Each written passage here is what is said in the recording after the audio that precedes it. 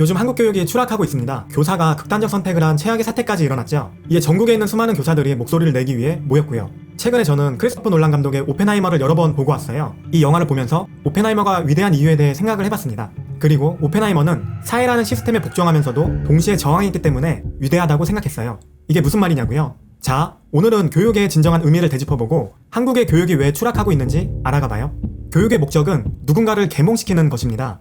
계몽의 네이버식 사전적 정의는 지식 수준이 낮거나 인습에 젖은 사람을 가르쳐서 깨우침이에요. 그런데 이 계몽이란 정의에 대해 당대 최고의 철학자, 사상가들이 다 같이 머리를 싸매고 치열하게 논의했던 시간이 있었습니다. 때는 1784년 12월 독일의 월간 베를린에서 신문에 큼지막하게 독자와 그 당시 사람들에게 이렇게 묻는 기사를 게재했습니다. 계몽이란 무엇이라고 생각하는가? 이에 한동안 그 당시 세계 최고의 지식인 철학자들이 여러 답변을 내놓아요. 그리고 우리가 잘 알고 있는 3대 비판서를 쓴 임마누엘 칸트 또한 답변을 내놓습니다. 지금이야 칸트가 너무 잘 알려져 있지만 그 당시에는 그의 사상이 너무 혁신적이었기에 약간 이단화 취급을 받는 상황이었습니다. 아무튼 임마누엘 칸트는 계몽이란 무엇인가에 대한 답변에서 계몽을 이렇게 정의해요. 계몽이란 인간이 스스로의 잘못으로 초래한 미성년 상태로부터 벗어나는 것이다. 미성년 상태란 다른 사람이 이끌어주지 않으면 자신의 지성을 사용할 수 없는 무능력 상태를 말한다. 이러한 미성년 상태의 원인이 지성의 결핍 때문이 아니고 다른 사람의 지도를 받지 않고서는 지성을 사용할 결단력과 용기가 없는 것이라면 미성년 상태는 스스로의 잘못으로 초래한 것이다.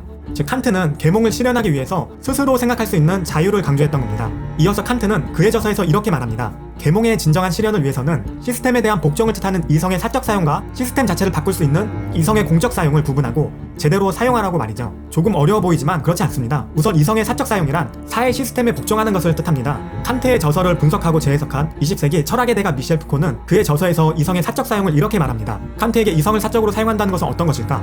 어떤 영역에서 이성은 사적으로 사용되는가?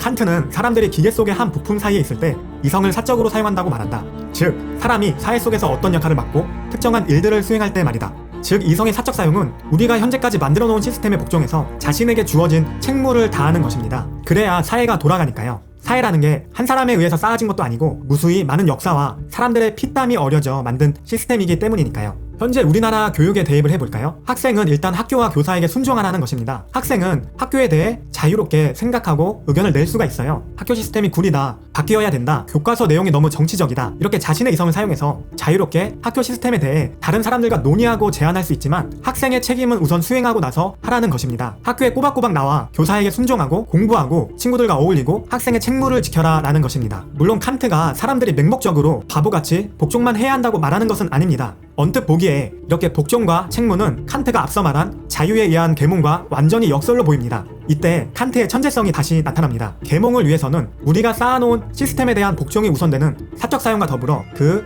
시스템 자체를 바꿀 수 있는 이성의 공적 사용을 강조해 제시했기 때문입니다. 그렇다면 이성의 공적 사용은 무엇일까요? 칸트는 이렇게 말합니다. 사고방식에 진정한 개혁을 가져오는 계몽을 위해서는 다름 아닌 자유가 요구된다. 특히 자유라 일컬어지는 것 중에서도 가장 해롭지 않은 자유, 다시 말해 어떤 일에서든 자신의 이성을 공적으로 사용할 수 있는 자유가 요구된다.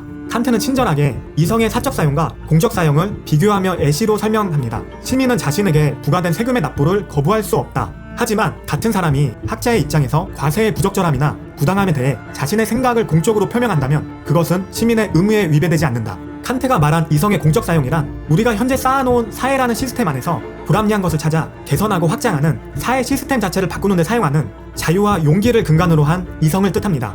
즉, 사회 안에서 주어진 책무와 의무를 다한다는 복종을 뜻하는 이성의 사적 사용과 그 사회에 있는 문제점을 찾고 개선하는 이성의 공적 사용을 둘 다 잘 사용하는 사람을 만드는 게 계몽, 즉 교육의 진정한 의미와 목적입니다.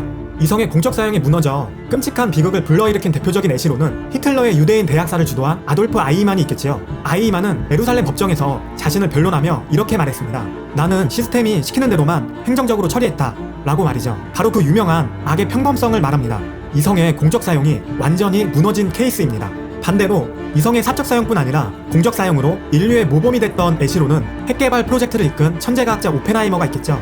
그는 이성의 사적 사용을 통해 자유민주주의를 지키기 위해 사회 시스템 안에서 자신의 책무를 다하며 맨해튼 프로젝트를 성공시켰습니다. 하지만 이후 이성의 공적 사용을 통해 핵폭탄이 인류에 끼칠 비극을 예견하고는 더 이상 핵폭탄의 개발을 하는 것을 반대했던 인물입니다.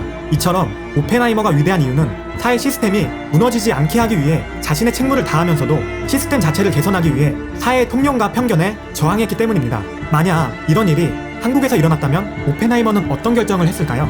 다시 오늘의 주제인 한국 교육의 현실로 돌아와 보죠. 학교란 사회가 쌓아놓은 테두리 안에서 지킬 건 지키고 자신의 책무를 다하면서도 이성의 공적 사용을 통해 그 시스템의 테두리를 확장하고 더 낮게 만들 수 있는 사람을 양성하는 곳입니다. 하지만 지금 한국 교육의 현실은 어떤가요? 칸트는 계몽을 실현하기 위해서 스스로 생각할 수 있는 자유를 강조했지만 이 자유가 흔히 말하는 방종을 뜻하는 것이 아닙니다. 방종과 자유는 엄연히 다릅니다. 지금 한국 교권이 무너지고 있는 것은 방종을 넘어선 범죄에 가까운 일들이 학부모와 학생들을 통해서 일어나고 있기 때문입니다. 칸트는 진정한 계몽은 사회 시스템이 만들어 놓은 테두리 안에서 우선 복종하고 그 안에서 자유를 실현해 이 테두리를 개선하고 확장시키는 것으로 봅니다. 즉 자유 이전에 복종이 먼저라는 것입니다. 절대 그동안 사회가 쌓아놓은 시스템을 무시하지 않았어요. 자, 지금도 교권에서 핍박받고 힘들어하고 있는 수많은 선생님들의 고통과 상처를 보세요. 학부모와 학생들은 무수한 역사가 쌓아놓은 시스템을 무시하고 테두리도 없이 자녀와 자신의 성공과 안위만 중요시하지 않나요? 이렇게 이성의 사적 사용은 말할 것도 없고 이성의 공적 사용까지 무너진 교육의 진정한 목적인 계몽의 양대축이 다 무너진 한국 교육에 미래가 있을까요?